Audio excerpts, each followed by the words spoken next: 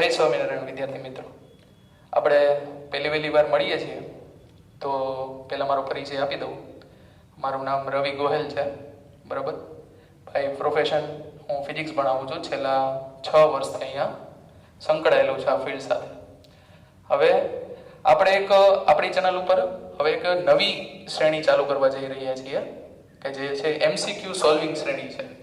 તમને ખ્યાલ જ છે કે ભાઈ બોર્ડના પેપરમાં 50% જે પોર્શન છે, વેઇટેજ છે, એ MCQનો છે. તો એના ઉપર આપણે ફોકસ કરવું જરૂરી છે. એટલે જેથી કરીને હવે એક તો છે કે ભાઈ અત્યારે કોરોનાના સમયમાં બાળકો છે હવે કંટાળી ગયા છે થોડુંક ભણવાથી કે ભાઈ સર હવે બહુ વાંચ્યું. એટલે આપણે હવે શું શરૂ કરીએ છીએ કે ભાઈ જેથી કરીને તમે એક કનેક્ટિવિટી રહી આપણી વચ્ચે, કે જેથી કરીને તમે ફિલ્ડ સાથે ટૂંકમાં ભણવા સાથે સંકળાયેલા રહ્યો અને તમને ભણવાની મજા આવે. અને જેથી સાથે સાથે શું થાય કે તમારે MCQ પણ શું થતા જાય, સોલ્વ થતા જાય. એના માટે વિશેષ ધ્યાન રાખીને આ બાબત ઉપર અમે વિચારીને એક નવી શ્રેણી ચાલુ કરી છે કે જે MCQ સોલ્વિંગ શ્રેણી છે, જેમાં થિયરી પાર્ટ નથી, માત્ર ને માત્ર ખાલી MCQ જ છે. બરોબર, માત્ર ને માત્ર ખાલી MCQ જ છે. આમાં કઈ રીતના આપણે કરશું સોલ્વિંગ? તો કે હું એક પેપર સેટ હશે, બરોબર, એમાંથી હું કોઈ પર્ટિક્યુલર પેપર લઈને સિલેક્ટ કરીને એના જે MCQ છે હું સોલ્વ કરાવીશ.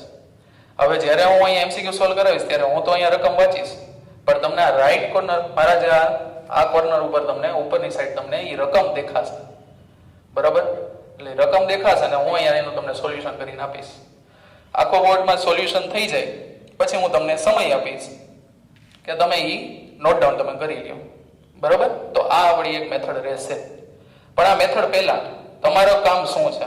હું તમારું કામ કરીશ જ, પણ તમારું કામ શું છે કે પ્રાઇમરી લેવલે તમારું NCERT તમારી પાસે વચાઈ જ આવી ગઈ હોવી જોઈએ.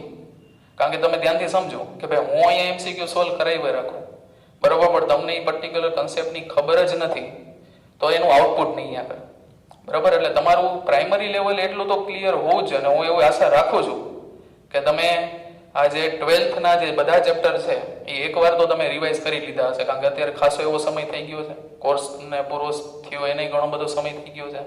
એટલે હું એવી આશા રાખું છું કે તમે એકવાર તો તમે આખા 12થનું રિવિઝન તો કરી જ લીધું હશે. એટલે પ્રાઇમરી લેવલ અને ટૂંકમાં એટલે ખાલી થિયરી પોર્શનની વાત નથી કરતો બાળકો, હું ખાલી થિયરીની વાત નથી કરતો કે ખાલી થિયરી. તમારે એકવાર શાંતિથી બધા ચેપ્ટરના બની શકે ત્યાં સુધી બધા ચેપ્ટરના સ્વાધ્યાયના દાખલા અને ઉદાહરણના દાખલા તમારે જોવાઈ ગયેલા હોવા જોઈએ શાંતિથી. કારણ કે હમણાં હું જ્યારે પેપર સેટ લઈશ તો તમને ખબર પડશે કે મોસ્ટ ઓફલી ક્વેશ્ચન, મોટા ભાગના ક્વેશ્ચન છે એ NCERT બેઝ હોય છે. અને અમુક જે ક્વેશ્ચન હોય છે તો NCERTના દાખલામાંથી જ પૂછાયેલા હોય છે. જે NCERTના જે 2 પેપર તમે જે માર્ચમાં અને પછી જે લાસ્ટમાં રિપીટર એક્ઝામમાં જે લેવા પેપર એને તમે શાંતિથી ઓબ્ઝર્વ કરશો તો તમને ખબર પડશે કે પ્યોર NCERT બેઝ જ હતું. બરાબર, NCERTની ટેક્સ્ટબુકની લાઈનોમાંથી ઉપાડેલા ક્વેશ્ચન હતા, સ્વાધ્યાયના દાખલામાંથી હતા, અમુક છે એ ઉદાહરણના દાખલામાંથી હતા. તો એક વસ્તુ તો ખાસ ક્લિયર હોવી જ જોઈએ કે તમારે NCERTના જે સમ છે, બરાબર, ઉદાહરણના છે, સ્વાધ્યાયના છે અને થિયરી છે, આટલું તો તમારું ક્લિયર કટ હોવું જોઈએ જેથી કરીને તમને કોઈ તકલીફ નહીં આવે, તમને ભણવાની મજા આવશે. બરાબર, તો આપણે તમારા તરફથી આટલું કામ તો તમારું હોવું જ જોઈએ. બરાબર, તો જ તમને અહીંયા કામ કરવાની મજા આવશે. બરાબર, તો હવે બહુ વધારે સમય ન વેડફતા આપણે થોડુંક ચાલુ કરીએ, આપણું કામ જે છે એ ચાલુ કરીએ. બરાબર, હું ટૂંકમાં મારું એક મોબાઈલ લઈ લો, મારી પાસે મોબાઈલમાં PDF છે. બરાબર, તો હું PDF જોઈને તમને ક્વેશ્ચન સોલ્વ કરાવીશ. બરાબર, કોઈ પણ રેન્ડમ પેપર સેટ ઉપાડીને તમને ક્વેશ્ચન સોલ્વ કરાવીશ. એનો ક્વેશ્ચન છે તમને અહીંયા મારા લેફ્ટ અહીંયા આ કોર્નર ઉપર તમને મળી જશે. બરાબર, એટલે એની કઈ ચિંતા કરવાની જરૂર નથી કે સર તમે તો ક્વેશ્ચન વાંચ્યો છે, અમારી પાસે પેપર સેટ છે નહીં તો અમારે કઈ રીતના કરવું, તો એનું કોઈ ટેન્શન લેવાની જરૂર નથી. ઓકે, તો હું લઈ લઉં છું મોબાઈલ.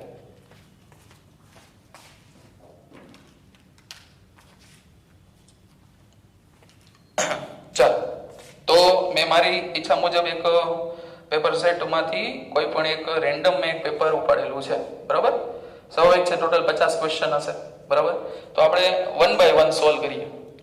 તો ચાલો, પહેલો જે પ્રશ્ન છે હું મારા મોબાઈલમાં વાંચું છું અને તમને અહીંયા દેખાશે સ્ક્રીન ઉપર. પહેલો પ્રશ્ન એવો કહે છે કે એક બિંદુવત ધન વિદ્યુત ભારને તેનાથી અલગ વાહક ગોળાની નજીક લાવવામાં આવે છે જે આકૃતિમાં બતાવ્યું છે, તો સૌથી સારી રીતે આપેલું વિદ્યુત ક્ષેત્ર કયું છે? બરાબર, આમ તો કન્સેપ્ચ્યુઅલ ક્વેશ્ચન છે બાળકો, કન્સેપ્ચ્યુઅલ ક્વેશ્ચન છે. તમને ચેપ્ટર નંબર 2, બરાબર, ચેપ્ટર નંબર 2, બરાબર, સ્થિત વિદ્યુત સ્થિતિમાન, બરાબર, એ ચેપ્ટરમાં તમારે એક કન્સેપ્ટ આવ્યો હતો, બરાબર, કે વાહકના ગુણધર્મો. વાહકના ગુણધર્મો, એક ગુણધર્મ એવો હતો કે વાહકને તમે બાહ્ય વિદ્યુત ક્ષેત્રમાં મૂકો, બરાબર, કોઈ પણ બાહ્ય વિદ્યુત ક્ષેત્રમાં મૂકો પણ એની અંદરનો વિદ્યુત ક્ષેત્ર તો હંમેશા શૂન્ય જ હોય છે. તો હવે એ વિચાર પરિસ્થિતિ કંઈક આવી છે કે ભાઈ અહીંયા એક ધન વિદ્યુત ભાર રાખેલો છે અને અહીંયા એક ગોળો રાખેલો છે, બરાબર, આવી રીતના એક ગોળો રાખેલો છે. હવે આ ગોળો છે એ કેવો છે? વાહક છે. તો હવે તમને આમાંથી 4 ફિગર તમને આપી છે, 4 આકૃતિ આપી છે, એમાંથી તમારે સાચો વિકલ્પ પસંદ કરવાનો છે. હવે સમજીએ શું થાય. હવે આપણને ખબર જ છે કે ભાઈ વાહકમાં વાસ્તવિકતામાં શું થાય કે જ્યારે કોઈ વાહકને બાહ્ય વિદ્યુત ક્ષેત્રમાં મૂકવામાં આવે ત્યારે પોતાની અંદર શું થાય કે અહીંયા માની લો કે આનો વિદ્યુત ક્ષેત્ર કેવો હોય વાસ્તવિકતામાં? આવી રીતના બહાર જતી દિશામાં હોય. માની લો કે આ ગોળો નથી, બરાબર, આ ગોળો નથી, તો કેવી રીતના વિદ્યુત ક્ષેત્ર આમ જાય. હવે શું થાય કે જેવું આ બાહ્ય વિદ્યુત ક્ષેત્રમાં આવ્યું એટલે વિદ્યુત ક્ષેત્રની અસર હેઠળ આમાં જે ઇલેક્ટ્રોન છે, બરાબર, વાહકમાં રહેલા ઇલેક્ટ્રોન છે આ બાજુ આવશે, કારણ કે તમને ખબર છે કે ઇલેક્ટ્રોન છે વિદ્યુત ક્ષેત્રની વિરુદ્ધ દિશામાં એના ઉપર બળ લાગે. હવે અહીંના ઇલેક્ટ્રોન આ સાઈડ ગયા, એનો મીનિંગ એમ થયો કે અહીંયા ઇલેક્ટ્રોનની અછત ઊભી થાય, ની અછત એટલે અહીંયા શું થશે? ધન વિદ્યુત ભાર ઉત્પન્ન થશે. હવે આ શું કરશે કે અંદરની સાઈડ પોતાનું વિદ્યુત ક્ષેત્ર ઉત્પન્ન કરશે અને જે બાહ્ય વિદ્યુત ક્ષેત્રનો વિરોધ કરીને અંદરની સાઈડ શું કરશે? પરિણામી વિદ્યુત ક્ષેત્ર છે એ શૂન્ય કરશે. તો હવે બીજું, આ તો એક પ્રોપર્ટી તમને ખબર જ છે કે ભાઈ અંદરની સાઈડ વિદ્યુત ક્ષેત્ર શૂન્ય હોય, પણ એક વાહકની એક બીજી એક પ્રોપર્ટી છે. ઈ પ્રોપર્ટી શું છે કે વાહકની સપાટી પર વિદ્યુત ક્ષેત્ર હંમેશા સપાટીને લંબ હોય છે. યાદ રાખજો, ખબર હોવી જોઈએ.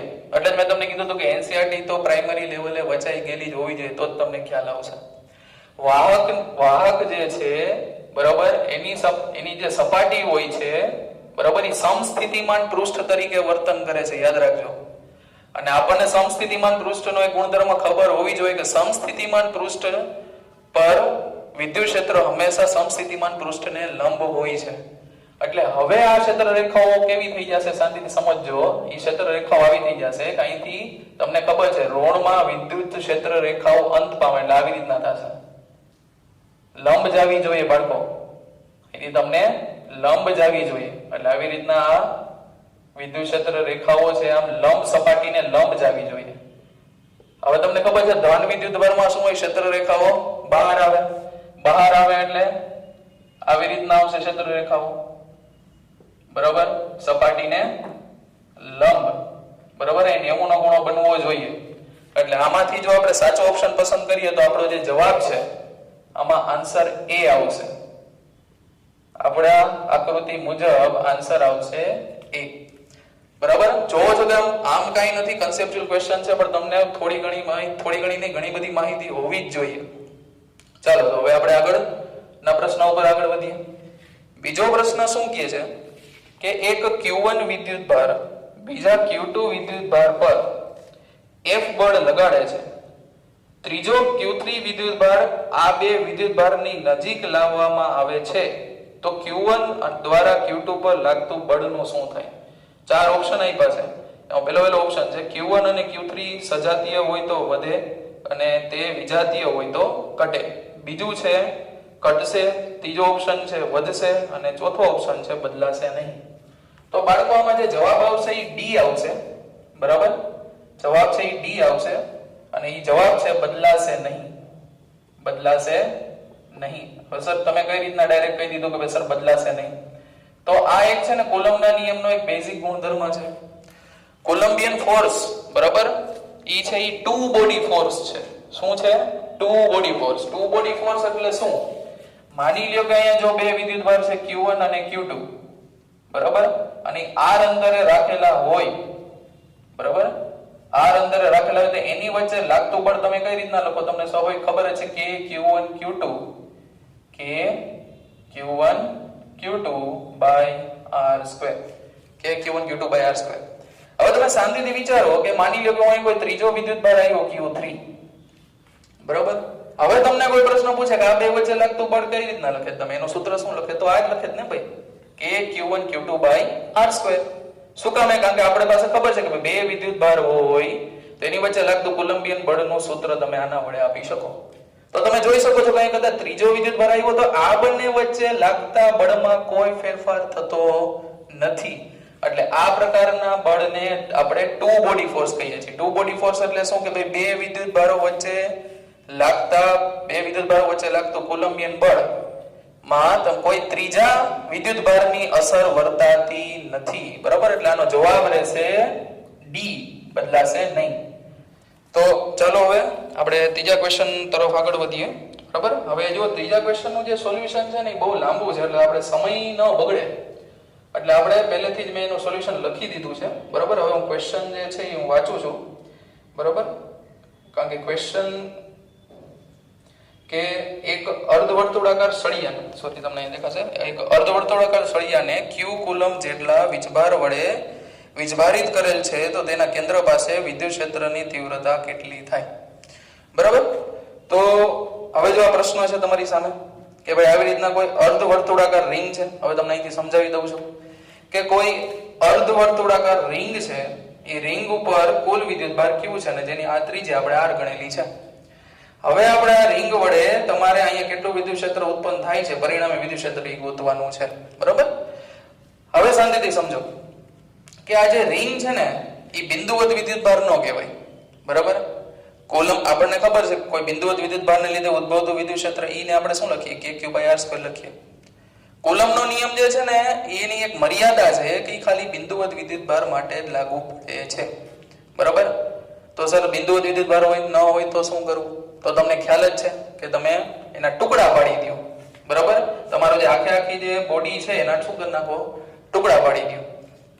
તો મેં ટુકડા કઈ રીતના પાડ્યા ત્યાંથી સમજો કે મેં અહીંથી એક શિરોલંબ દિશા લીધી છે. બરાબર? એનાથી થીટા ખૂણે શું કર્યું છે? થીટા ખૂણે જઈને મેં ડી થીટાનો એક ટુકડો વિચારેલો છે.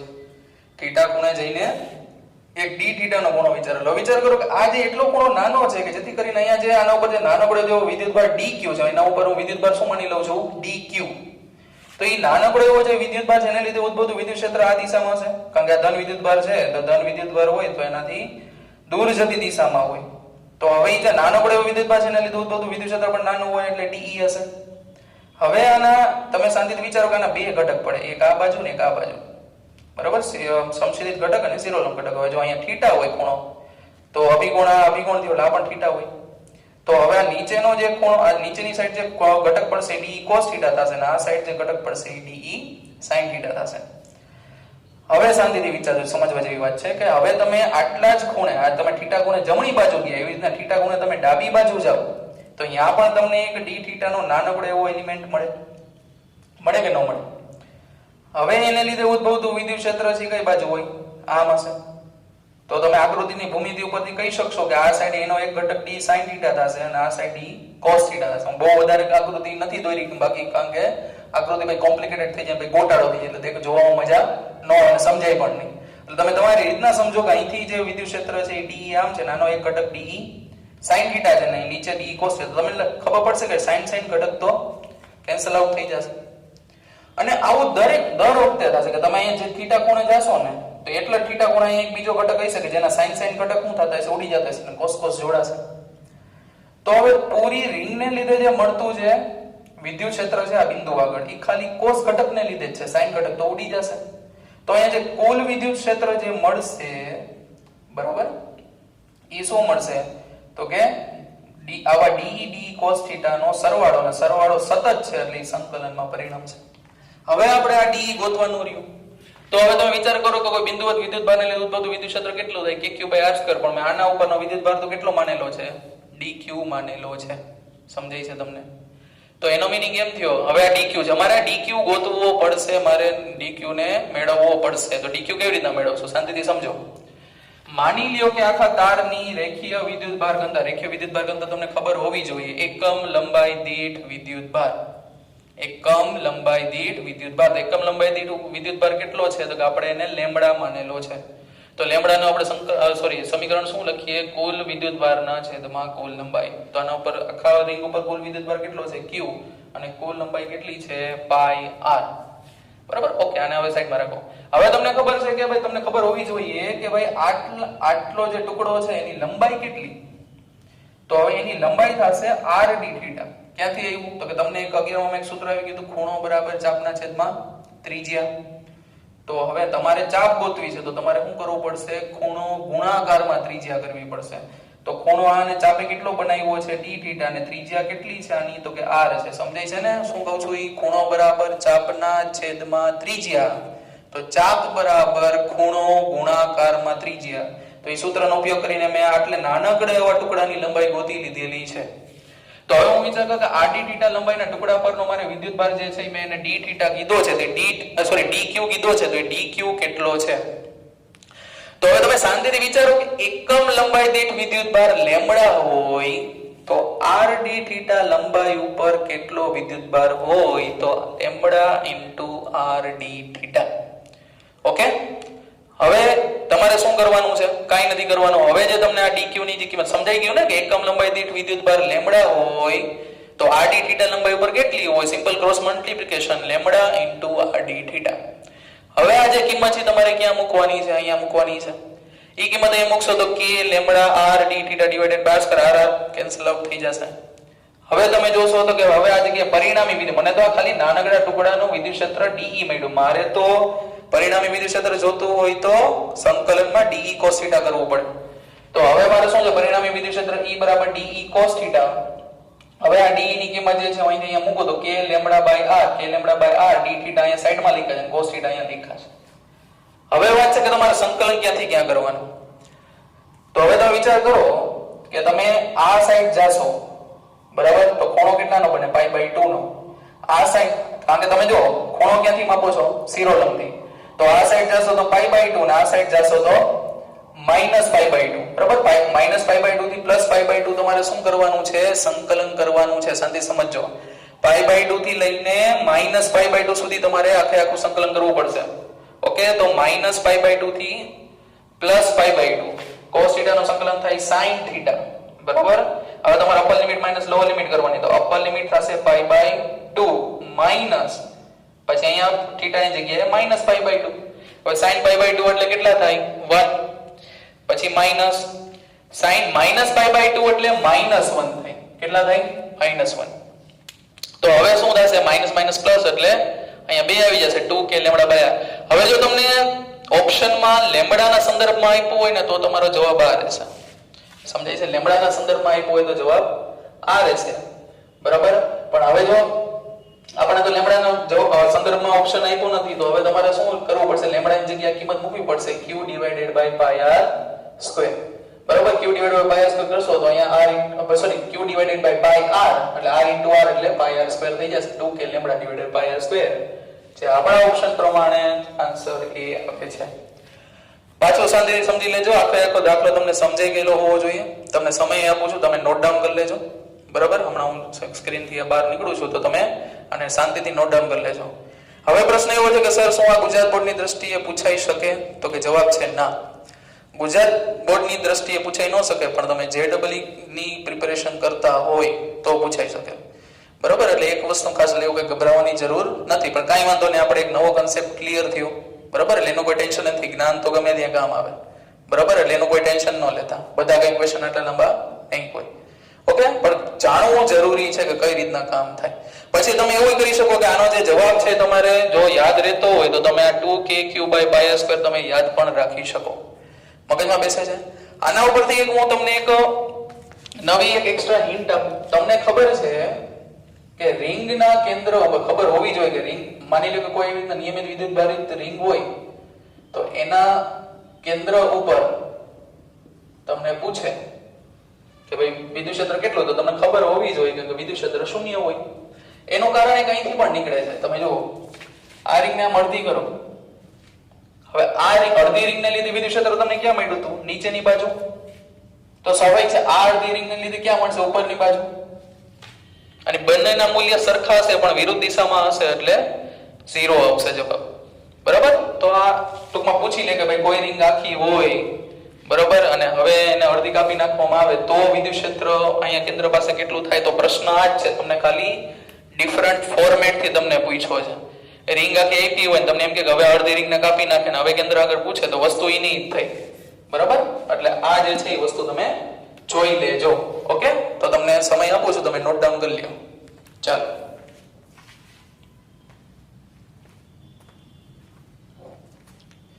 હવે આગળ વધીએ આપણે નવા પ્રશ્ન તરફ બરાબર. આ વસ્તુ આપણે કાઢી નાખીએ. હવે આપણે નવા પ્રશ્ન તરફ વધીએ. એક સેકન્ડ મોબાઈલ ચાલુ કરી લો. મોબાઈલમાં ભાઈ પીડીએફ છે ને ભાઈ, અમારી પાસે હાર્ડ કોપી નથી. ચાલો પ્રશ્ન મળી ગયો.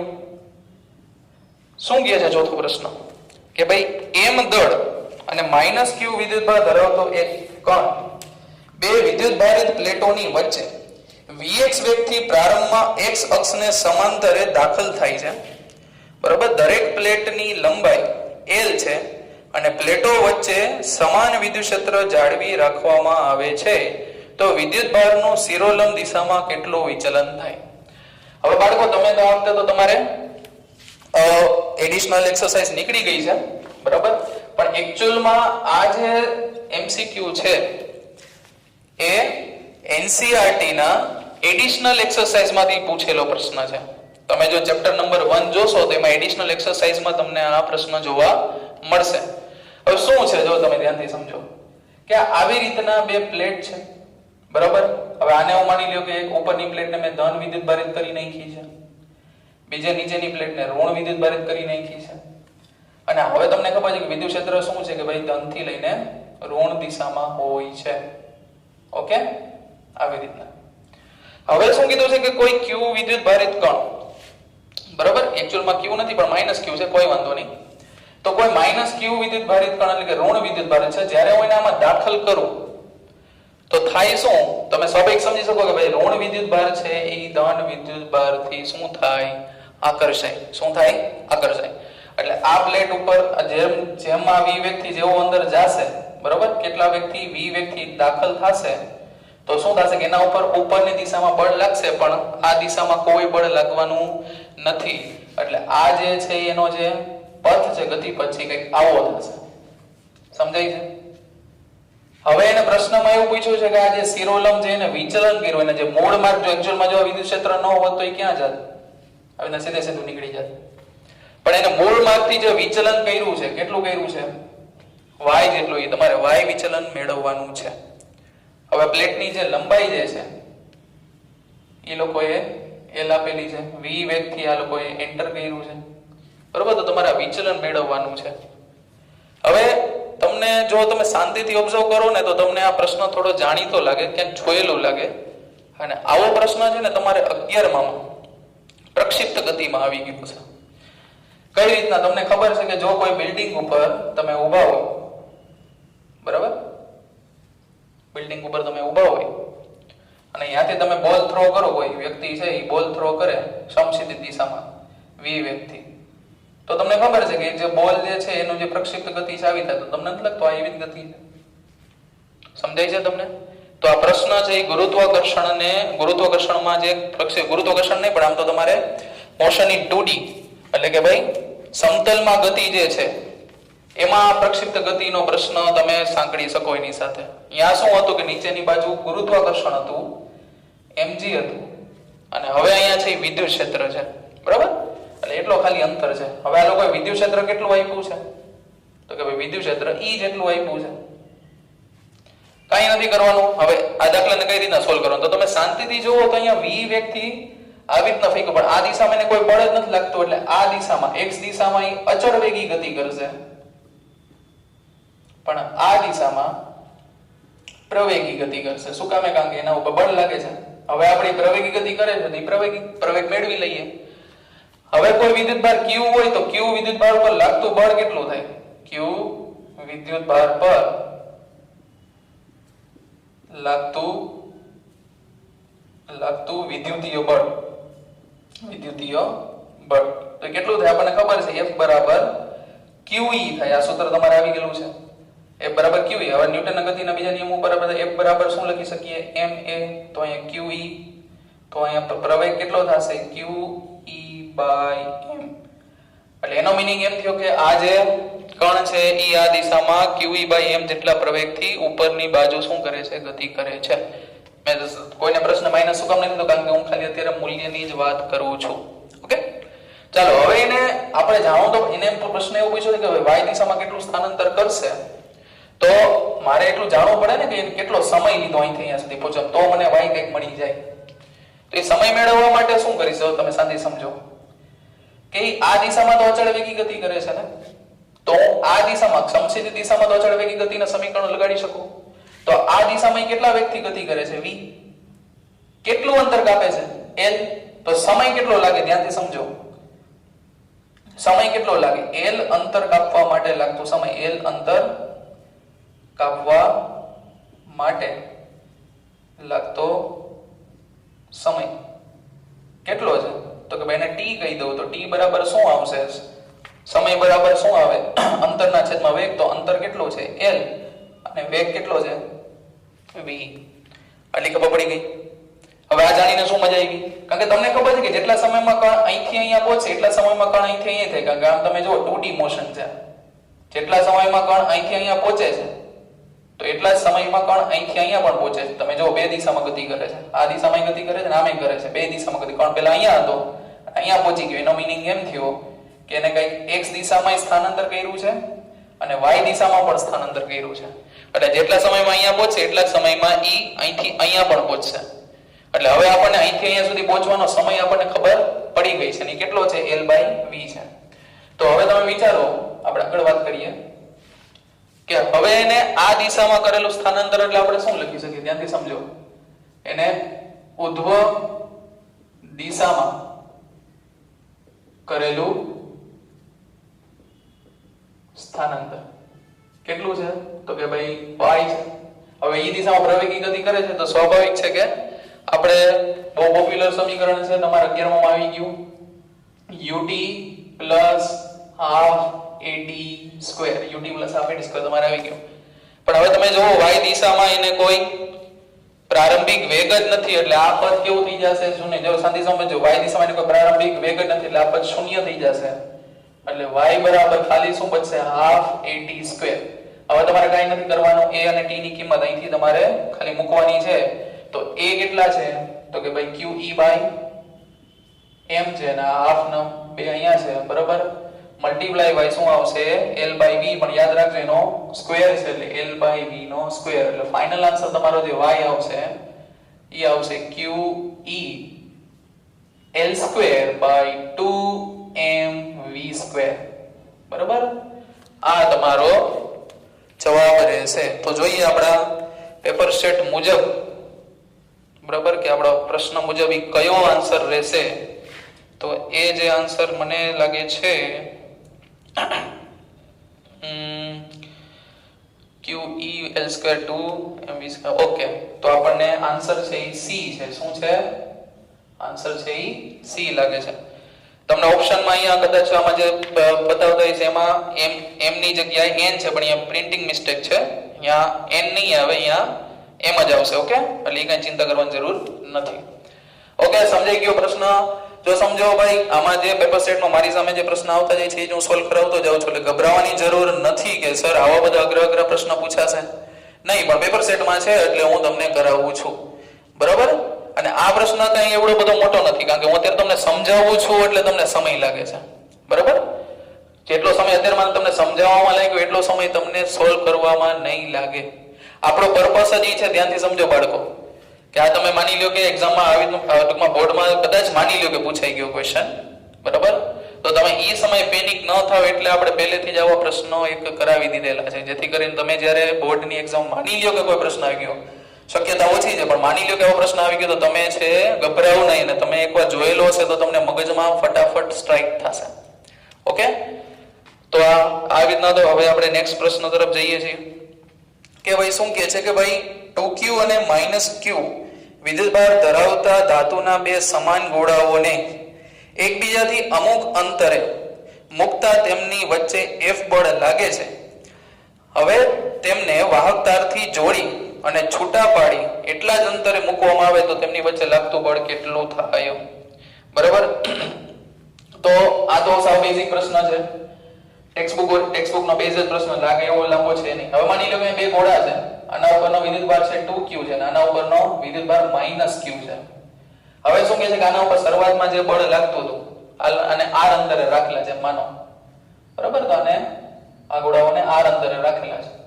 તો હવે એને શું કીધું કે શરૂઆતમાં જ્યારે આ પરિસ્થિતિમાં બંને વચ્ચે લાગતું જે બળ છે કેટલું હતું, તો કે ભાઈ જો આપણને સિમ્પલ આવે છે કે શું આવશે 2q - q / r², બરાબર. હવે અહીંયા માઈનસ બારે આવશે ને ફાઇનલ જવાબ શું આવશે કે ભાઈ 2kq / r² આવું કંઈક થશે. પહેલા આકર્ષી બળ હતું. હવે એને શું કીધું છે એમને કે તમે આ બંને ગોળાઓને તમે જો ટચ કરાવી દો કોઈ પણ વાહક તાર વડે અને પછી પાછા એ જ અંતરે તમે લઈ આવો તો નવું બળ કેટલું થાય.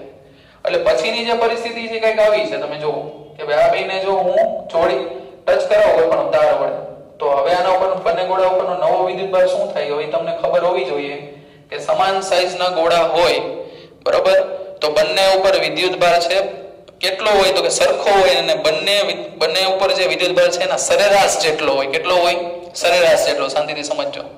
જો બે ગોળાઓ સરખા હોય તો એના ઉપર જે વિદ્યુતભારનું ડિસ્ટ્રીબ્યુશન થશે એ સરખું હશે અને બંને ગોળા ઉપર કેટલો વિદ્યુતભાર હશે તો પ્રારંભમાં જે વિદ્યુતભાર હતો એના સરેરાશ જેટલો, બરાબર. તો આનો સરેરાશ કેટલો થશે તમે વિચારો 2q - q એટલે q અને એના છેદમાં 2 એટલે q/2 વિદ્યુતભાર આવશે બંને ઉપર. હવે આ પરિસ્થિતિમાં માનો કે પાછા એને r અંતરે રાખ્યા તો હવે જે નવું બળ આવશે જેને હું Fν કહી દઉં તો એ શું આવશે k q²/4 થઈ જશે ને, q/2 * q/2 એટલે q²/4 અને ડિવાઇડેડ બાય r².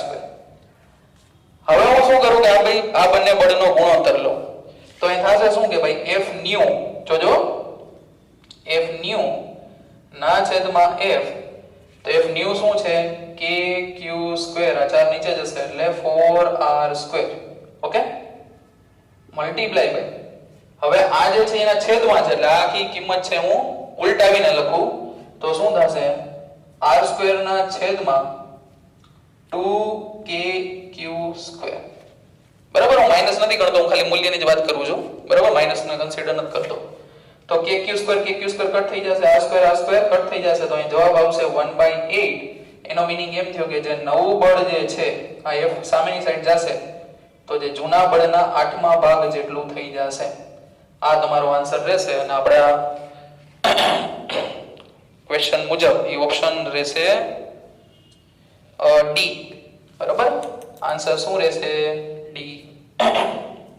ચાલો તો શાંતિથી જોઈ લ્યો બધા, એકવાર ફટાફટ જોઈ લ્યો પછી છે હું બોર્ડ રબ કરી નાખું, ઓકે.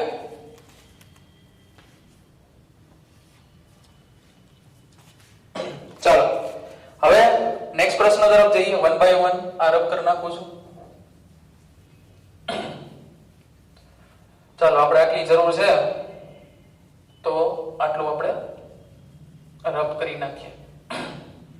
તો શું કહે છે છઠ્ઠો પ્રશ્ન, નિયમિત વિદ્યુત ક્ષેત્રમાં ધન વિદ્યુતભારને સ્થિર સ્થિતિમાં મુક્ત કરવામાં આવે તો વિદ્યુતભારની સ્થિતિ ઊર્જા શું થાય? સાવ બેઝિક પ્રશ્ન છે. હવે મોટા મોટા પ્રશ્ન કહીએ તો ભગવાને આપણી સામે જોવે ને કે નાના નાના પ્રશ્ન પણ મોકલે આપણી સામે. તો શું કહે છે કે નિયમિત વિદ્યુત ક્ષેત્રમાં ધન વિદ્યુતભારને સ્થિર સ્થિતિમાંથી મુક્ત કરવામાં આવે તો વિદ્યુતભારની સ્થિતિ ઊર્જા શું થાય? હવે એક વસ્તુ સમજજો, યાદ રાખજો કે કુદરતમાં પદાર્થ છે ને હંમેશા ન્યૂનતમ ઊર્જામાં રહેવાનો પ્રયત્ન કરે. યાદ રાખજો આ વસ્તુ, પદાર્થ છે હંમેશા ન્યૂનતમ ઊર્જામાં રહેવાનો પ્રયત્ન કરે, બરાબર. પદાર્થને પસંદ નથી કે એની ઊર્જા થોડીક વધારે હોય, આ વસ્તુનું ધ્યાન રાખજો. તો હવે તમે જુઓ એને એમ કીધું છે કે હું મુક્ત કરવામાં આવે, તેમાં 4 ઓપ્શન વાંચો, તમને ઓપ્શન વાંચીને જ ખબર પડી જશે કે વિદ્યુત ક્ષેત્ર નિયમિત હોવાથી અચળ રહેશે, વિદ્યુત ક્ષેત્રની દિશામાં વિદ્યુતભાર ગતિ કરતા હોવાથી ઘટશે, વિદ્યુત ક્ષેત્રની દિશામાં વિદ્યુતભાર ગતિ કરતો હોવાથી વધશે અને વિદ્યુત ક્ષેત્રની વિરુદ્ધ દિશામાં વિદ્યુતભાર ગતિ કરતો હોવાથી ઘટશે, બરાબર. તો આમાં તમને જોઈને જ ખબર પડી ગઈ છે કે જવાબ આવશે એ બી આવશે, બરાબર. હમણાં જ મેં તમને જેમ વાત કરી કે તમે કણને મુક્ત કરી દો ગતિ કરવા માટે તો હંમેશા વધુ ઊર્જાથી ઓછી ઊર્જા તરફ ગતિ કરવાનો પ્રયત્ન કરે, તો આપણો જવાબ આવશે બી વિદ્યુત ક્ષેત્રની દિશામાં વિદ્યુતભાર ગતિ કરતો હોવાથી એની સ્થિતિ ઊર્જા શું થશે? ઘટશે. યાદ રાખજો આ વસ્તુ, બહુ કામ લાગશે. બરાબર કે પદાર્થ હંમેશા વધારે ઉર્જા ધરાવતા બિંદુથી ઓછી ઉર્જા ધરાવતા બિંદુએ ગતિ કરવાનો પ્રયત્ન કરે, અગર જો તમે એને મુક્ત કરી દો તો. ઓકે, ચાલો હવે શું કીધું છે? સાતમો પ્રશ્ન. સાતમો પ્રશ્ન શું કહે છે કે ભાઈ 12 પાઇકો ફેરાડેના સમાંતર પ્લેટ કેપેસિટરને તેની બે પ્લેટો વચ્ચેના 10 વોલ્ટના સ્થિતિમાનના તફાવત વાળી બેટરીથી ચાર્જ કરેલ છે. હવે બેટરીને દૂર કરવામાં આવે છે અને બે પ્લેટો વચ્ચે 6.5 ડાય ઇલેક્ટ્રિક અચળાંકો વાળો પોર્સેલિનનો સ્લેબ દાખલ કરવામાં આવે છે તો સ્લેબ પર કેપેસિટરે કેટલું કાર્ય કર્યું હશે? હવે પહેલા તો પ્રશ્ન સમજવો જરૂરી છે કે પહેલા તો આવી રીતના એક કેપેસિટર છે, બરાબર, એને કોઈ 20 વોલ્ટની બેટરી સાથે જોડી દીધું હતું. બરાબર, ની બેટરી કેટલી હતી? તો કે ભાઈ 10 વોલ્ટની બેટરી હતી. 12 એનું કેપેસિટન્સ હતું 12 પાઇકો ફેરાડે. તો સ્વાભાવિક છે કે ભાઈ આ કંઈક વિદ્યુત ભારિત થશે એટલે અહીંયા ધન પ્લેટ અને આ જે થશે ઈ ઋણ પ્લેટ થશે. હવે શું કીધું છે કે ભાઈ બેટરીને દૂર કરી નાખી છે અને એમાં 6.5 ડાઇલેક્ટ્રિક વાળો અચળાંક વાળો પોર્સેલિનનો એક સ્લેબ દાખલ કરી દીધેલો છે. તો આમાં કાર્ય કેટલું કરવું પડે? તો હવે તમે જુઓ કે આવી રીતના પછીની પરિસ્થિતિમાં આવું કર્યું છે કે ભાઈ બેટરીને કાઢ નાખી છે ને અહીંયા એક ડાઇલેક્ટ્રિક અચળાંક દાખલ કરી દીધો. 6.5 જેટલો ડાઇલેક્ટ્રિક અચળાંક ધરાવતો એક પોર્સેલિનનો ટુકડો દાખલ કરી દીધો. તો આ પોર્સેલિનનો ટુકડો દાખલ કરવા માટે કેટલું કાર્ય કરવું પડે? કાર્ય તમને પૂછેલું છે. તો સિમ્પલ દાખલો છે, શાંતિથી સમજજો.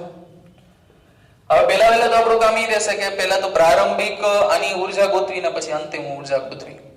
બરાબર, અને એ શરૂઆત કરતા પહેલા આપણે છે ને આના ઉપર પહેલા કેટલો વિદ્યુતભાર હતો, આના ઉપર પ્લસ ક્યુ અને આના ઉપર માઈનસ ક્યુ. પહેલા વિદ્યુતભાર આપણે શોધી લઈએ.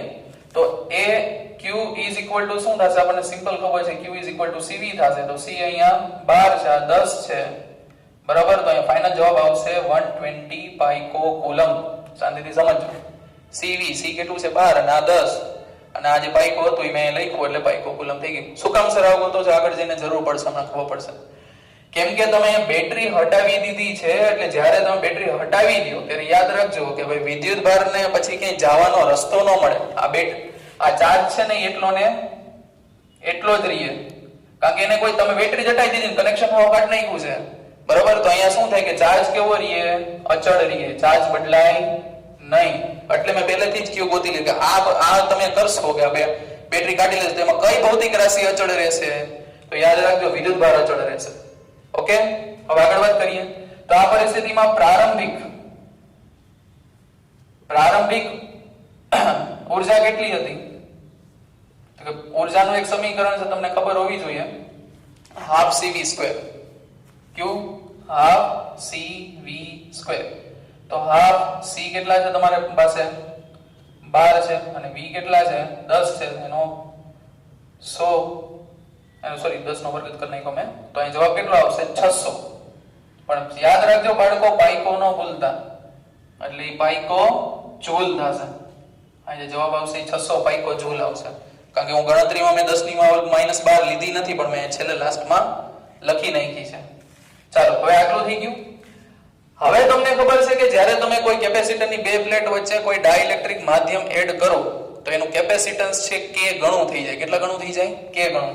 એટલે હવે અહીંયા જે નવું કેપેસિટન્સ છે, ત્યાંથી સમજો, અહીંયા જે નવું કેપેસિટન્સ છે એ કેટલું થશે? એ નવું કેપેસિટન્સ ને હું c' કહી દઉં તો નવું કેપેસિટન્સ છે એ જૂના કેપેસિટન્સ કરતા k ગણું થઈ જાય. તો અહીં k કેટલા છે? 6.5 છે. જૂનું કેપેસિટન્સ કેટલું છે? 12 છે. તો આની તમે ગણતરી કરશો તો તમને જવાબ આવશે 78 પાઇકો ફેરાડે. પાછું કહું છું, અહીંયા લખતો નથી પણ હું છેલ્લે લાસ્ટમાં એકમ લખી નાખું છું, પાઇકો ફેરાડે. હવે તમારે શું કરવાનું છે? અંતિમ ઊર્જા મેળવવાની છે. હવે અંતિમ ઊર્જા માટે તમારે કયું સમીકરણ વાપરશો? તો એક સૂત્ર તમને એ પણ ખબર હોવી જોઈએ, q² / 2c છે. તો સર તમે પ્રશ્ન થાય સર હાફ cv² કેમ ન વાપર્યું? હાફ સ્વિચ કર એટલે નથી વાપરતો કારણ કે હવે મેં બેટરી દૂર કરી નાખી છે એટલે હવે આના બે હવે તમે જ્યારે પોર્સેલિનનો ટુકડો દાખલ કરશો તો આના બે છેડા વચ્ચે વિદ્યુત સ્થિતિમાનનો તફાવત બદલાઈ જશે એટલે હવે 10 ન લખી શકો તમે. તો હવે આમાં શું સરખું રહ્યું હતું? આ જ્યારે દાખલ કર્યું તે સરખું શું રહ્યું હતું? તો કે એટલે વિદ્યુત ભાર રહ્યું હતું. તો વિદ્યુત ભાર વાળું એક સમીકરણ આપણને ખબર જ છે q²/2c એટલે મેં ઈ સૂત્ર વાપરેલું છે, હાફ સિરીઝ કર વાપરેલું નથી. જો હાફ સિરીઝ કર વાપરવું હોય તો તમારે v અલગથી q²/2c વાપરેલું છે કારણ કે q છે એ અચળ છે. હવે q કેટલો છે તો આપણને ખબર છે 120 નો સ્ક્વેર થશે ના છેદમાં 2c. હવે અહીંયા હું બાઈકોને ગણું છું, અહીંયા કેટલા થાય 10 ની -12 અને એનો સ્ક્વેર અને c કેટલા મળ્યા હતા તો કે ભાઈ 78 અને ઈ પણ બાઈકોમાં એટલે 10 ની -12. એટલે હવે તમે શાંતિથી જુઓ તો 10 ની -12 10 ની -12 તો એક વાર તો કટ થઈ જશે એટલે એકવાર તો 10 ની -12 તો બાકી રહેશે. હવે તમારે શું કરવું પડશે? આ બાકીની જે કેલ્ક્યુલેશન છે એ કરવી પડશે એટલે આપણે એ કરી લઈએ. કેટલી થાય છે ભાઈ ચેક કરી લઈએ. તો એ ગણતરી થાય છે 20 * 20 ઓકે.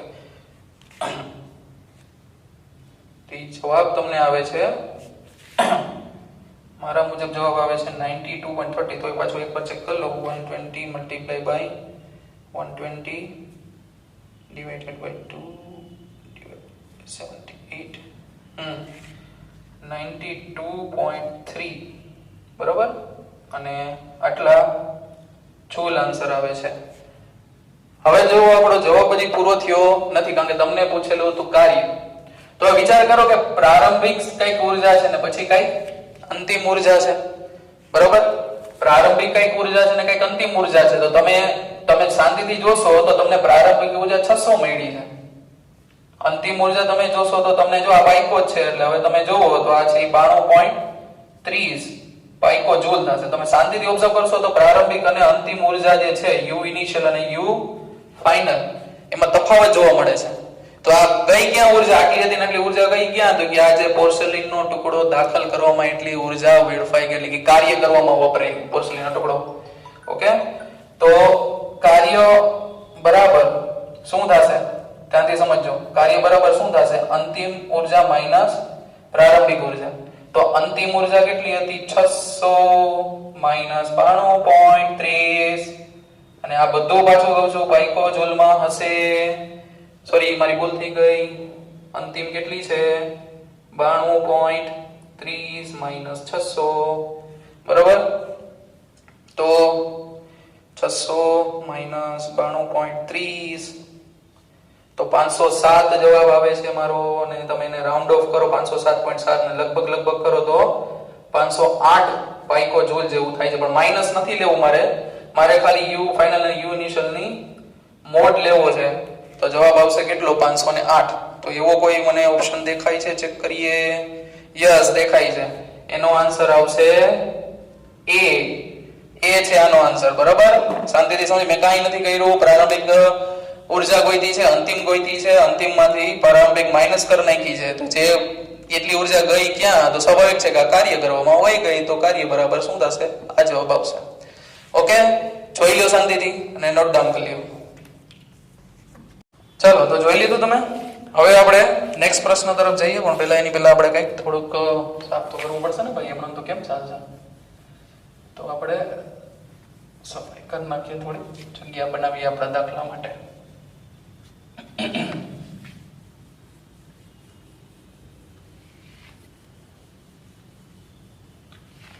ચાલો થોડો એક સેકન્ડ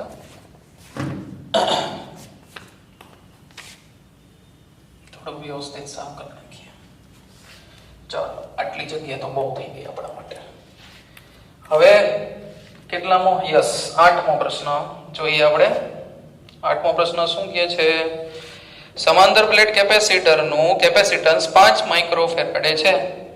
તો બે પ્લેટો વચ્ચે કાચનો સ્લેબ મૂકતા વિદ્યુત સ્થિતિમાનનો તફાવત 8મા ભાગનો થઈ જતો હોય તો સ્લેબનો ડાઇલેક્ટ્રિક અચળાંક કેટલો હશે?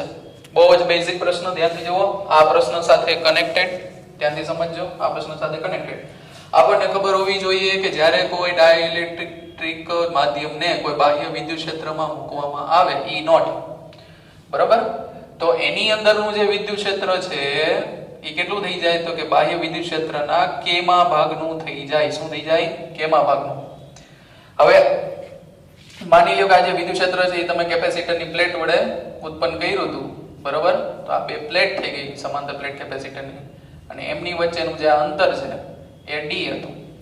હવે તમારે એક થિયરીમાં એક સૂત્ર આવી ગયું છે કે ભાઈ V બરાબર ED, V બરાબર ED. તો શાંતિથી વિચારો કે પ્રારંભમાં જ્યારે મેં આ સ્લેબ દાખલ નતો કર્યો ત્યારે વિદ્યુત સ્થિતિમાનનો તફાવત V નોટ લઈ લો, બરાબર, અને તો ત્યારે પ્રારંભમાં વિદ્યુત ક્ષેત્ર કેટલું હતું? E નોટ, બરાબર. આ પ્રારંભ પરિસ્થિતિની વાત છે, પ્રારંભમાં. પછી હવે હું તમને એમ કહું કે જ્યારે હું ડાઇલેક્ટ્રિક અચળાંક, કે ડાઇલેક્ટ્રિક અચળાંક જ્યારે અહીંયા દાખલ કરી દઉં તો તમને ખબર છે કે હવે વિદ્યુત સ્થિતિમાન બદલાઈને V થઈ જાય, વિદ્યુત ક્ષેત્ર બદલાઈને E થઈ જાય, અને અંતરમાં કોઈ ફરક આવે નહીં. તો બરાબર, તો આ અંતમાં, બરાબર, તો હવે E ની જગ્યાએ તમને હમણાં જ મેં વાત કરી કે કેટલું થઈ જાય? E નોટ બાય K થઈ જાય. તો વિચાર કરો કે E naught into D naught એટલે તો પ્રારંભિક વોલ્ટેજ હતો અને આ K થઈ ગયો. હવે તમને શું કીધું કે શરૂઆતમાં જે વિદ્યુત સ્થિતિમાન હતું એનો એ કેટલો થઈ જાય છે? 8મા ભાગનો થઈ જાય છે. એટલે એનો મીનિંગ એમ થયો કે તમને અહીંયા એમ કીધું છે કે K બરાબર 8 છે. સમજાય છે તમને? તમને એમ કીધું ને કે ભાઈ V નોટ જે છે ડાઇલેક્ટ્રિકનો સ્લેબ દાખલ કરતા જે પ્રારંભમાં જે વિદ્યુત સ્થિતિમાનનો તફાવત હતો એના કરતા નવો વિદ્યુત સ્થિતિમાન છે ઈ 8મા ભાગનો થઈ જાય છે. એટલે હવે તમે જો આ બે સમીકરણને સરખાવો તો તમને K બરાબર કેટલા મળે? 8 મળે, બરાબર. તો એવો કોઈ જવાબ છે? આપણે જોઈએ. હોય જ ને ભાઈ, શું કામ ન હોય? તો કે ભાઈ એ આન્સર છે ઈ C છે. ઠીક છે, આન્સર C છે. ચાલો નવા પ્રશ્ન તરફ આગે કૂચ કરીએ. 8મા નંબરનો પ્રશ્ન હતો, આ 9મા નંબરનો પ્રશ્ન છે. ચલો, 2 ગ્રામની બંદૂકની ગોળી પર નો વિદ્યુત ભાર 2 માઇક્રોકુલમ છે તો તેને સ્થિર સ્થિતિમાં 10 મીટર પ્રતિ સેકન્ડની ઝડપ પ્રાપ્ત કરવા માટે પોટેન્શિયલ ડિફરન્સ કેટલા પોટેન્શિયલ ડિફરન્સ થી પ્રવેગિત કરવો પડે? શું કહે છે ધ્યાનથી સમજો કે કોઈ 2 માઇક્રોકુલમની વિદ્યુત ભાર ધરાવતી કોઈ 2 ગ્રામની કોઈ ગોળી છે, બંદૂકની ગોળી છે, બરાબર. હવે શરૂઆતમાં t બરાબર 0 સમયે સ્થિર છે, બરાબર, અને કોઈ t બરાબર t સમયે એ કેટલો પ્રાપ્ત કરે છે વેગ? તો કે ભાઈ 10 મીટર પ્રતિ સેકન્ડ આટલો પ્રવેગને વેગ પ્રાપ્ત કરે છે, બરાબર. પ્રારંભમાં જે વેગ હતો એ u હતો એ શું હતો? 0 હતો, અને પછી આટલો વેગ પ્રાપ્ત કરે છે. તો એને પૂછ્યું છે કે આટલો વેગ લાવવા માટે તમારે એને કેટલા વિદ્યુત સ્થિતિમાનના તફાવતથી પ્રવેગિત કરવું પડે? તો તમે શાંતિથી જુઓ કે તમને અહીંયા ખબર હોવી જોઈએ કે પહેલા આની પાસે અહીંયા કોઈ ગતિ ઉર્જા નહોતી અને પછી અહીંયા એની પાસે ગતિ ઉર્જા આવી ગઈ. હવે માની લ્યો કે અહીંયા આ જે બિંદુ છે એ VA છે અને અહીંયા જે બિંદુ છે એ VB છે, બરાબર, વિદ્યુત સ્થિતિમાન છે. અહીંયા આ બિંદુ આગળ વિદ્યુત સ્થિતિમાન VA છે અને અહીંયા જે છે એ VB છે, બરાબર. તો પ્રારંભમાં જોશો તેની પાસે કોઈ ગતિ ઉર્જા નથી ને પછી અંતમાં તમે જોવો તેની પાસે કઈ ગતિ ઉર્જા આવી ગઈ છે. તો એનો મીનિંગ એમ તો કે ગતિ ઉર્જા આવી ક્યાંથી? તો સ્વાભાવિક છે કે સ્થિતિ ઉર્જામાંથી આ કન્વર્ટ થઈ છે. તો હવે તમને એક સૂત્ર ખબર હોવી જોઈએ કે ભાઈ ગતિ ઉર્જા અહીંયા શું છે કે ભાઈ જે ગતિ ઉર્જામાં જે ફેરફાર છે બરાબર સ્થિતિ ઉર્જાના ફેરફાર બરાબર થાય. શું કામે? કારણ કે વિદ્યુત ક્ષેત્ર છે ઈ સંરક્ષી બળ છે ને સંરક્ષી બળ હોય તો એમાં તમને ખબર છે કે મિકેનિકલ એનર્જીનું શું થાય? સંરક્ષણ થાય, બરાબર. ટૂંકમાં આ ગેરવામાં તમારું સૂત્ર આવી ગયું ડેલ્ટા કે બરાબર ડેલ્ટા PE. તો હવે અહીંથી તમે જુઓ કે ભાઈ આને શું લખાશે? ફાઇનલ માઈનસ ઇનિશિયલ બરાબર આને શું લખાશે? P final minus P initial, બરાબર. હવે આ અંતિમ ગતિ ઉર્જા કેટલી છે? અંતિમ ગતિ ઉર્જા કેટલી છે? તો કે ભાઈ હાફ mv² અને આ તો પ્રારંભિક ગતિ ઉર્જા તો શૂન્ય છે, બરાબર. હવે અહીંયા તમે અહીંયા શું લખશો? સ્થિતિ ઉર્જામાં ફેરફાર કેટલો લખશો? તો તમે સિમ્પલી EV લખતા જો યાદ હોય તો EV. V એટલે શું? તો કે આ બે બિંદુઓ વચ્ચેનો વિદ્યુત સ્થિતિમાન તફાવત. આ કોઈ સૂત્ર તમારા માટે નવું નથી. આ સૂત્ર તમારે એટમ ચેપ્ટરમાં પણ આવી ગયેલું છે કે હાફ mv² બરાબર તમે EV લખી શકો. ઠીક છે, આ તો તમને ખાલી યાદ કરાવડાવ્યું. તો અહીંયા આગળ લખીએ આપણે. તો કે હાફ mv સ્ક્વેર બરાબર ev ને જે v શું છે કે આ બે છેડા વચ્ચેનો તફાવત બરાબર. e નથી લખતા કારણ કે ઇલેક્ટ્રોન નથી, પણ આપણે અહીંયા કોઈ વિદ્યુતભાર q છે એટલે અહીંયા હું qe લખું છું. તો હાફ mv સ્ક્વેર બરાબર q. ધ્યાન રાખજો આ જે v છે વિદ્યુત સ્થિતિમાન v નો છે, કેપિટલ v છે, અને આ વેગનો સ્મોલ v છે, એટલે કે ઉડાડી ન દેતા. તો હવે તમારે આ v ગોતવાનું છે. તો v ને કેપિટલ v ને સૂત્રનો કરતા બનાવવું તો અહીંયા શું થશે? હાફ mv સ્ક્વેર ના છેદમાં q. લ્યો તમારું સોલ્યુશન થઈ ગયું. બધું આપેલું છે. આ તમને દળ આપ્યું હતું, આ તમને વિદ્યુતભાર આપ્યો હતો, તમને અહીંયા વેગ પણ આપ્યો છે, તો બધું મળી ગયું. હાફ m કેટલો છે? 2 ગ્રામ. ગ્રામ ને કિલોગ્રામમાં લખીએ તો 10⁻3. વેગ કેટલો છે? તો કે 10 છે. તો 10 નો વર્ગ આપણે શું થઈ જશે? 100 થઈ જશે. ના છેદમાં q કેટલો આપ્યો છે? 2 માઇક્રોકુલમ આપ્યો છે, એટલે 10⁻6. હવે તમે જો આ બે અહીંયા ઉડી જશે. 100 ના અડધા કેટલા થશે? 50. એટલે અહીંયા 50 લખ્યા. 10⁻3 છે, -6 ઉપર જાય તો +6 માંથી -3 માઈનસ થશે, તો 10⁻3 બાકી રહેશે. તો આ વિદ્યુત સ્થિતિમાનનો તફાવત થયો. પણ 3 ને તો આપણે કિલો પણ કહીએ એટલે આનો જવાબ આવશે 50 કિલો વોલ્ટ. 50 કિલો વોલ્ટ આ જે જવાબ છે એ તમારો આન્સર રહેશે. જોઈએ આપણે આન્સરમાં કોણ છે ભાઈ, કોણ છે? તો આન્સરમાં છે ભાઈ સી. સી છે આપણો આન્સર. બરાબર. હવે આપણે નેક્સ્ટ પ્રશ્ન તરફ જઈએ. ચાલો, જો હું તમને છે ને અહીંયા થોડુંક વધારે એક્સપ્લેન કરું છું, પણ હવે બહુ વધારે એક્સપ્લેન કરવાની આ લેવલે પછી બહુ જરૂર ન હોય. તો આપણે શરૂમાં થોડુંક વધારે એક્સપ્લેન કરીએ છીએ, પણ તમને તો આ સૂત્ર મગજમાં સ્ટ્રાઇક થઈ જ જવું જોઈએ. હાફ mv સ્ક્વેર બરાબર qv. યાદ રાખજો. આ તો જે લોકો ભૂલી ગયા છે, ઘણા ટાઈમથી ભણ્યું નહીં હોય, વાંચ્યું નહીં હોય, તો એના માટે હું આ એક્સપ્લેનેશન આપું છું. બાકી આ એક્સપ્લેનેશન આપવાની જરૂર નથી. બરાબર. એટલે તમે થોડુંક વાંચતા રહેશો તો આપણે પણ થોડીક સ્પીડ થશે. યાદ રાખજો. ચાલો, હવે 10મું. અનિયમિત આડછેદ વાળા ધાતુના વાહકને વિદ્યુત સ્થિતિમાનનો તફાવત લાગુ પાડેલ છે. તો આ વાહકમાં નીચેનામાંથી કઈ રાશિનું મૂલ્ય અચળ રહેશે? હવે જો પાછું કહું છું, અનિયમિત આડછેદ વાળા ધાતુના વાહકને વિદ્યુત સ્થિતિમાનનો તફાવત લાગુ પાડેલ છે. તો આ વાહકમાં નીચેનામાંથી કઈ રાશિનું મૂલ્ય અચળ રહેશે? તો હવે આવી રીતના માની લો કે કોઈ અનિયમિત આકારનો આડછેદ છે. બરાબર. ઓકે, આવી રીતના આડછેદ છે ને હવે આમાંથી માની લો કે કોઈ આના બે છેડા વચ્ચે તમે કોઈ બેટરી વિદ્યુત સ્થિતિમાનનો તફાવત લગાવો તો સ્વાભાવિક છે કે આમાંથી વિદ્યુત પ્રવાહનું વહન થશે ને. હવે એને પૂછ્યું કે ચાર રાશિમાંથી કઈ રાશિ અચળ રહેશે? તો આમ તો પહેલો જવાબ જ છે વિદ્યુત પ્રવાહ. ઈ જ આનો જવાબ રહેશે. આનો આન્સર જ એ છે. ધ્યાનથી સમજજો. આન્સર જ એ છે વિદ્યુત પ્રવાહ. વિદ્યુત પ્રવાહ. તો જવાબ તો આપણને ખબર છે, પણ બાકીના ત્રણ શું કામ નથી આવતા એ પણ તમને ખબર હોવી જોઈએ. એટલે આપણે એના ઉપર ચર્ચા કરીએ. વિદ્યુત પ્રવાહ શું કામ છે? તો કે વિદ્યુતભાર સંરક્ષણનો તમે જો શાંતિથી જો વિદ્યુતભાર સંરક્ષણનો નિયમનો તમે અહીંયા ધ્યાનથી સમજો તો વિદ્યુતભાર સંરક્ષણ શું કહેવાય? તમે શાંતિ વિચારો કે અહીંયા બે છેડા વચ્ચે તમે બેટરી બી રાખી છે. આખામાંથી પ્રવાહ કેટલો પસાર થાય છે? આ હવે તમને વિદ્યુતભાર સંરક્ષણ ખબર હોવી જોઈએ કે અહીંથી એકમ સમયમાં જેટલો વિદ્યુતભાર અહીંયા દાખલ થાય છે એટલો જ એકમ સમયમાં અહીંથી નીકળવો જોઈએ ને. બાકી તો શું થાય? તમે વિચાર કરો કે જો અહીંથી કારણ કે એકમ સમયમાં કોઈ આડછેદમાંથી પસાર થતો વિદ્યુત ભાર જ એટલે શું? વિદ્યુત પ્રવાહ. એ તો તમને ખબર જ હશે કે એકમ સમયમાં કોઈ આડછેદમાંથી પસાર થતો વિદ્યુત ભાર જ એટલે શું? વિદ્યુત પ્રવાહ.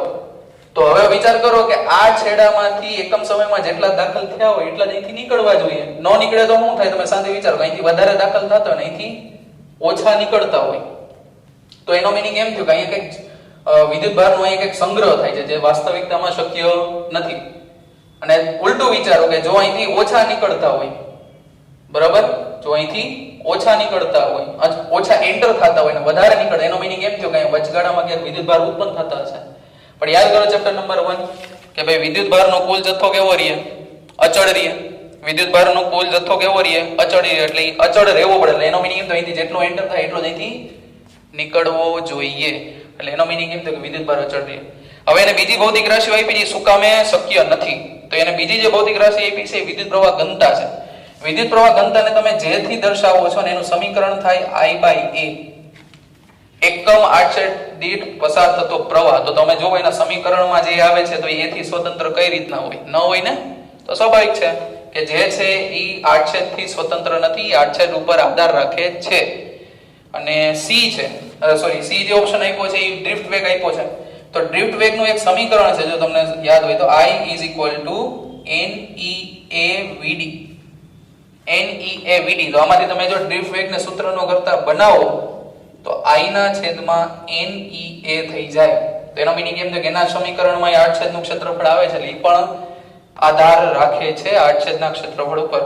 અને ડી ની જે વાત છે કે જ્યાં વિદ્યુત ક્ષેત્ર છે, બરાબર, વિદ્યુત ક્ષેત્રની વાત કરીએ તો તમારી પાસે ઓહમનો એક સદિશ સ્વરૂપ હતું જે તમે J બરાબર સિગ્મા E લખતા.